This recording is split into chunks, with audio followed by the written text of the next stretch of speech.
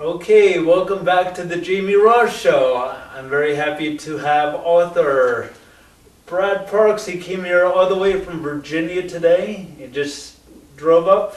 Anything for the Jamie Ross Show. Anything for the Jamie Ross Show. And this is his latest thing. It's called, latest book. It's called Faces of the Gone. And it's getting great reviews so far. I've been very gratified by the review attention. I think more than anything, you hope that when a reviewer reads your book, well, first of all, you hope they won't rip it, right. But you hope that they will kind of work hard to understand it, and I think they have done that by and large, and it's been nice. And this is your first book. This is my debut. This is it. Exactly. How do you? Have you had other drafts that almost made it to book quality? Or I think just about every writer probably has that one in the desk drawer that they wrote and they poured their heart into, but it probably wasn't just good enough. So I've got that one, and maybe it'll come out someday. Right. But yeah, Faces of the Gone certainly is my first published work. Okay, and the main character has a great name. Yeah, is he a relative? Yeah, his name is Carter Ross. And Cousin Carter to Jamie, of course. Cousin Carter, yeah. How long did he come up with that name? Is it just because it's a great name? Or? It is a great name, and I certainly would not want to denigrate the Ross family in any way, shape, or form. Great. Part of the thing with Carter is, of course, he is this waspy white guy who dives into the neighborhoods of Newark where there are no waspy white guys. So I knew that I would be sort of playing off that dynamic a lot. So I kind of just wanted to give him the waspiest, whitest sounding name I could possibly come up with. And Carter Ross. Carter. I mean, Carter Ross. Do you think that Carter Ross sounds like a pretty stiff white guy? Pretty waspy. Carter grew up in Millburn. Right. He went to very fine prep schools. I think I don't say this in the book, but in my mind it was always Del Barton. Oh yeah. And I figured, it feels like I've read that. Yeah. Del Barton. Yeah. It sounds familiar. And then of course he went to Amherst College, so he's this guy with absolutely no street credibility whatsoever. And I figured the name Carter Ross would reinforce that. And why Melbourne? Well, and not Maplewood. But you lived in Maplewood. I did live in Maplewood, so I wanted to remove it just a little bit. Let's face it, Millburn a little bit stiffer than Maplewood. Right. Oh, yeah. So we just kind of wanted to give him that extra push. That's true. And now Carter Ross sounds a little familiar. Let's hope so. Yeah. I hope he becomes even more familiar. Yeah, and it sounds similar to what you used to do, possibly? Yes. In addition to, I am also a stiff white guy. Carter Ross is an investigative reporter, which is very much what I did for the Star-Ledger for 10 years, both as a sports writer and a news writer. So, a lot of Carter's experiences and a lot of the things he sees are things that I experienced and I saw during my time at the Star-Ledger. Right, and the main focus of this book sounds like an actual... It is based on a real event, only loosely. It basically was my very first assignment as a news reporter. I had been a sports reporter for a number of years. I switched over to the news side. First assignment was this quadruple homicide in Newark. Right. And it was this kind of jarring thing for me. I mean, I covered the Nets, I covered the Giants, I covered Super Bowls, I covered the Masters. Yeah. I'm used to sporting events where there are cheerleaders. Right. Let me tell you, no cheerleaders at that crime scene down in South Newark that day. Right. It's this weed-strewn vacant lot. It's Newark, and Newark has some lovely spots, and it has some tougher spots. And this is actually probably the neighborhood this is set in is somewhere in between. But hey, man, a vacant lot in Newark, attracts bad things. And in this case, 4 people were killed there. Right. So I took that crime and fictionalized everything else. But at least that setting and the number 4 somehow. So you didn't befriend a hooker? Not as far as my wife knows.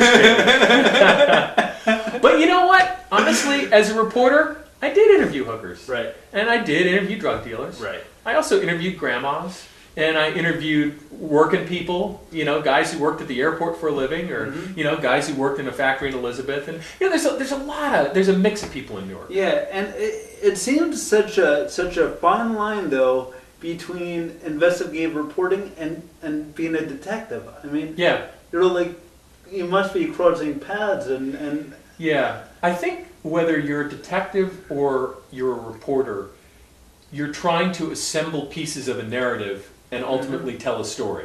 Right. And, because detectives know that ultimately they're going to have to take their case to trial. And a trial is a story. Right. And in the same way a reporter knows he's ultimately going to have to write this in the newspaper, and obviously a newspaper article is a story. Yeah. So we may have different methods, and we have different tools, obviously. I never carried a gun. I carried a notepad and a pen. But in some ways it's a very similar line of work. Right. And and it's a little scary the how close proximity we are to Newark and the type of stories you're talking about with the gangs and that sort of thing. Yeah. And that's one of the things I love about being able to set my fiction in this part of the world, because we're sitting here in South Orange right now, but I drove through Newark to get here. The things that happen in Newark are not in any way isolated to Newark. And what's fun about it is, here we are in New Jersey, the most densely populated state in the Union. And because of that, we're all just packed in together. And in addition to that, we're the most densely populated. We are, by per capita income, either ranked 1 or 2 every single year. Yet, we also have 2 of the poorest cities in Newark and Camden. And we're all crammed in, and we're all forced to bump into each other. And I always think those intersections are where you get some great stories. Great stories, right? And you must, no matter where you go now, you must have stories just flowing into your head, like narratives all the time, right? Yeah. It's always fun to me when people ask, where do you get your ideas from? It's like, where do I not get my ideas from? I mean, they're everywhere. I can literally open up the paper any day and be like, there's a book I could write. Right. You could say, like, here I was walking into what I thought was a interview. And then, oh, Jamie, I'm gonna, And then he took out this hatchet, and I managed to just keep that, out the back. And yes, I do. I do kill people for that, Jamie. Only on paper, though. Right. And so are you working on your next one, or? The second Carter Ross installment is written. Wow. And the third Carter Ross installment is written. Wow. As a matter of fact, my agent just submitted it to the publisher for review yesterday. Wow. So we're very excited. So this is definitely going to be a series, and we hope it will become a long-running series in the mold of some other Jersey authors. Harlan Coben, who you may be familiar with, he has his Myron Bolitar series. Janet Ivanovich has her Stephanie Plum series, and these are books that carry on for multiple volumes, and we really get to see the characters develop. And that's actually one of the really fun things about Carter Ross, is now that I've written 3 books with him, I feel like I'm getting to know him better, and he's a good guy. I like hanging out. Yeah. And screenplay? Boy, I don't know. Hollywood is a very strange place. It really is. And it would be lovely, any of you producers out there watching it, the rights are still available. But I think there's, of course, many steps that process has to go through. Certainly we've had interest from studios who are maybe looking to get an option, but from option to actually making a movie is what percent of books that get optioned actually turn into movies? It's pretty slim. I'm worried about the books right now, and if Hollywood comes calling, great, I'm there. But, And right now you're on the book tour. I am. Words Bookstore in Maplewood, Friday night, December 11th. Friday night? 7:30. Big Friday night in downtown Maplewood. Yeah, we're very much looking forward to that. Hopefully we'll get this out. Yeah, I hope so. And then a number of events also around the area. And can I plug my website? Sure. Is that tasteless? Go ahead. I don't want to be that shameless. We have 30 seconds. BradParksBooks.com. And you can click on a link and find all of the wonderful places that I'm going to be. Excellent. And all over East Coast mainly?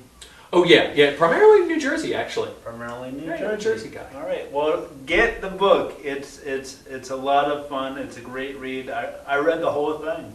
Wow. And I'm so happy to have Brad in the house tonight, and see him at Words Friday night. Thanks a lot. Thanks very much. All right.